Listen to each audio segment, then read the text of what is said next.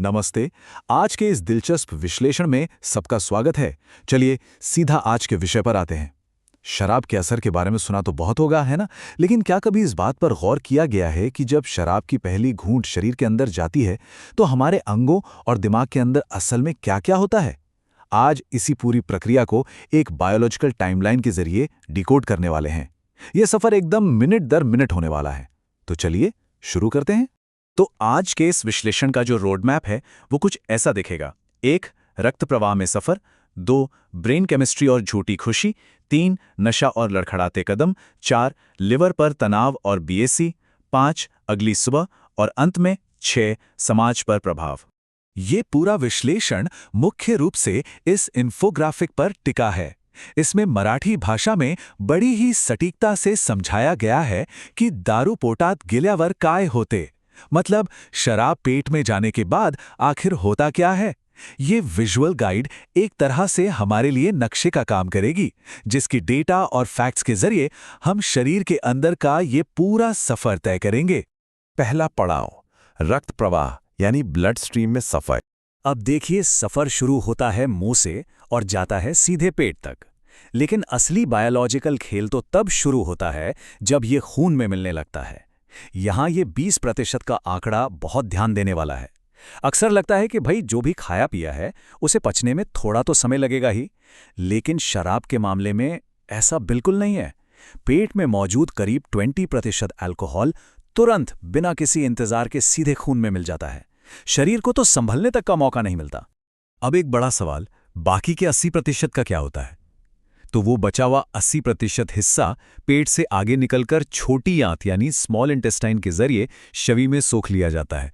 इसका सीधा सा मतलब ये है कि शराब शरीर से यूं ही बाहर नहीं निकल जाती, बल्कि ये पूरी की पूरी हमारे बायोलॉजिकल सिस्टम का हिस्सा बन जाती है। इस टाइमलाइन को देखने पर इस पूरी प्रक्रिया की जो असली रफ्तार है ना, वो समझ आती है। 0 मिनट पर यह मुंह और पेट में है, लेकिन जरा सोचिए, सिर्फ 5 से 10 मिनट के अंदर अल्कोहल खून तक पहुंच जाता है। सिर्फ 5 से 10 मिनट, और फिर 30 से 60 मिनट होते होते ये अपना पूरा असर दिखाना शुरू कर देता है। ये रफ्तार ही बताती है कि अल्कोहल हमारे शरीर के लिए कितना आक्रामक हो सकता है। दूसरा पड़ाव, ब्रेन केमिस्ट्री और झूठी खुशी। अब खून में मिलने के बाद शराब तेजी से बढ़ती है शरीर के कंट्रोल रूम यानी दिमाग की तरफ, और वहां पहुंचते ही ये रसायनों के पूरे संतुलन को हिलाकर रख देती है। मुख्य रूप से 2 केमिकल्स पर सीधा असर पड़ता है। पहला है गाबा यानी गाबा। शराब की वजह से दिमाग में गाबा का लेवल बढ़ जाता है, जिससे एक अजीब सी अस्थायी शांति महसूस होती है। और ठीक उसी वक्त डोपामीन का लेवल भी तेजी से ऊपर जाता है। डोपामीन की ये लहर इंसान के अंदर एक झूठी खुशी और उत्साह भर देती है। शरीर को लगने लगता है कि कुछ बहुत ही बेहतरीन हो रहा है, लेकिन बायोलॉजिकली ये महज एक केमिकल इल्यूजन है। और इसी केमिकल इल्यूजन का जो सीधा नतीजा निकलता है वो है आत्मविश्वास का भारी भ्रम। टाइमलाइन के हिसाब से 30 से 60 मिनट के अंदर यह नशा पूरी तरह हावी होने लगता है। इंसान बहुत ज्यादा बोलने लगता है, ऐसा लगता है कि कॉन्फिडेंस आसमान छू रहा है। लेकिन स्रोत बिल्कुल साफ करता है कि यह आत्मविश्वास असली नहीं है। यह तो बस रसायनों का पैदा किया हुआ एक झूठा आत्मविश्वास है। तीसरा पड़ाव, नशा और संतुलन खोना। वक्त बीतने के साथ और शराब की मात्रा बढ़ने के साथ ये झूठा कॉन्फिडेंस अब शारीरिक कमजोरी में बदलने लगता है। अब दिमाग से बाहर निकलकर शरीर पर दिखने वाले असर को देखते हैं। शराब का लेवल जैसे जैसे बढ़ता है, दिमाग की शरीर पर से पकड़ ढीली पड़ने लगती है। न्यूरोलॉजिकल सिग्नल धीमे हो जाते हैं। नतीजा, शारीरिक संतुलन पूरी तरह से बिगड़ जाता है। जो पैर सीधे चलते हैं वो लड़खड़ाने लगते हैं। और ये कोई मनोवैज्ञानिक बात नहीं है, बल्कि एकदम पक्का बायोलॉजिकल सबूत है कि कंट्रोल रूम से मांसपेशियों को सही कमांड्स नहीं मिल पा रहे हैं। चौथा पड़ाव, लिवर पर तनाव और बीएसी। दिमाग के बाद शरीर का जो अंग सबसे ज्यादा संघर्ष कर रहा होता है वो है लिवर, हमारा मेन फिल्टर। लेकिन उसकी भी तो अपनी कुछ सीमाएं हैं ना। ये आंकड़ा वाकई चौंकाने वाला है। एक आम इंसान का लिवर 1 घंटे में सिर्फ और सिर्फ 1 पैग शराब ही पचा सकता है। बस यही उसकी बायोलॉजिकल लिमिट है। अगर कोई इससे ज्यादा स्पीड से शराब पीता है तो लिवर उसे प्रोसेस ही नहीं कर पाता और उस पर भयंकर प्रचंड ताण यानी स्ट्रेस पड़ता है। फिर वो बचा हुआ अल्कोहल खून में ही घूम घूम कर शरीर को अंदर से नुकसान पहुंचाता है।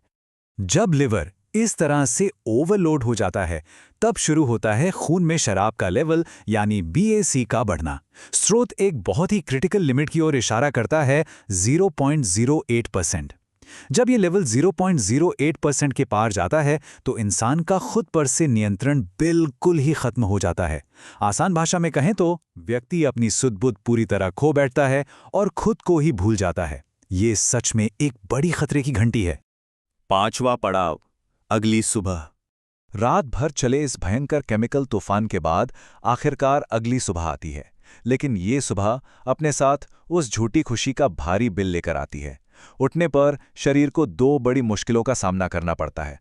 पहला, शराब की वजह से शरीर में पानी की भारी कमी हो जाती है, यानी डिहाइड्रेशन। इसी वजह से भयंकर थकान टूट पड़ती है। दूसरा, शरीर में कई सारे विषैले या विषाक्त तत्व जमा हो जाते हैं, जिन्हें बाहर निकालने के लिए शरीर को काफी लड़ना पड़ता है, और इन्हीं जहरीले तत्वों की वजह से होता है वो तेज सरदर्द। तो ये जो सरदर्द और थकान है ना, ये असल में शरीर के डैमेज कंट्रोल मोड में जाने का सीधा नतीजा है। छठा और आखिरी पड़ाव, समाज पर प्रभाव। अभी तक तो शरीर के अंदर एक माइक्रोस्कोपिक लेवल पर चीजों को देखा जा रहा था, लेकिन इस पूरी प्रक्रिया की गूंज सिर्फ एक व्यक्ति तक ही सीमित नहीं रहती। स्रोत सिर्फ इन बायोलॉजिकल बातों पर नहीं रुकता, बल्कि एक बहुत ही गहरी और कड़वी सामाजिक सच्चाई भी सामने रखता है।